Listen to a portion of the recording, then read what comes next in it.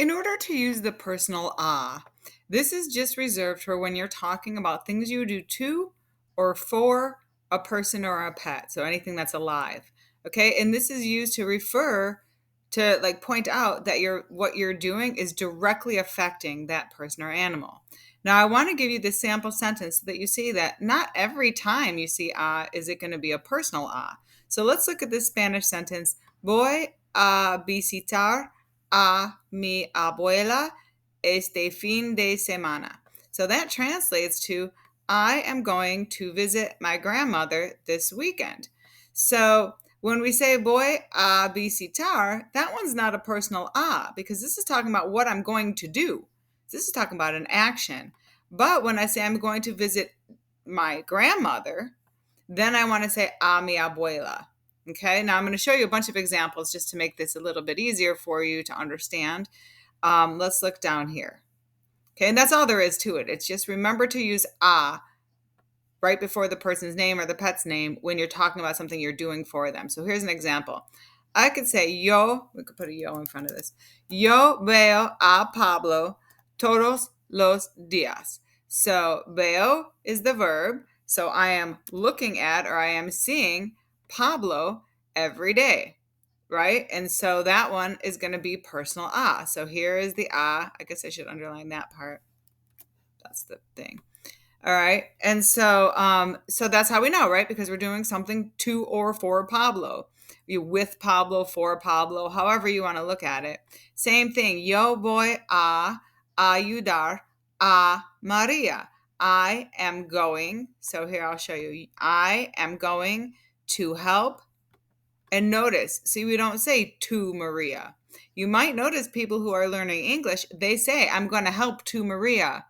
I'm going to call to Maria because the word to, this letter A translates to TO.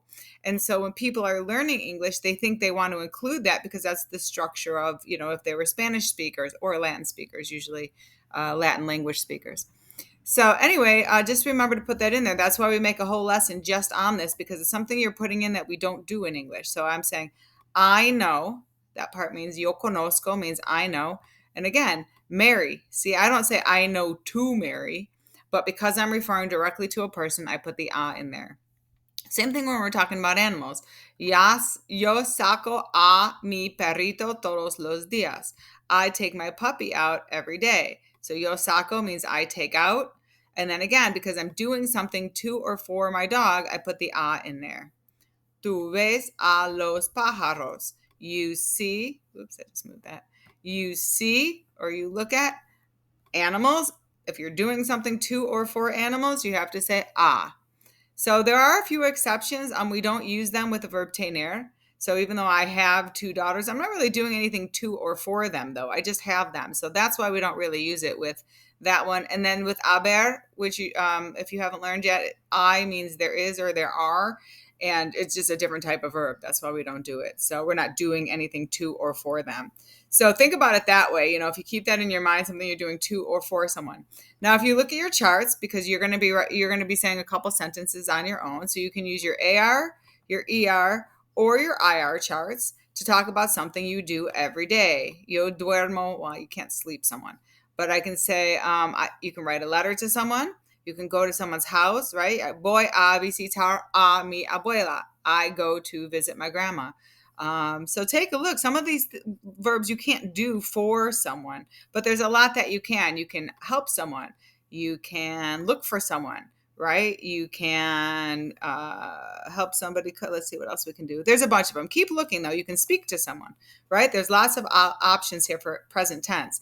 You may also use the past tense if you want to say, I danced with someone or I looked for someone. It is up to you if you want to use the present tense or the past tense.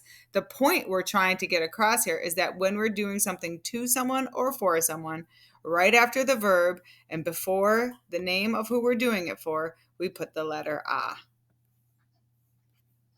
Hopefully that was helpful.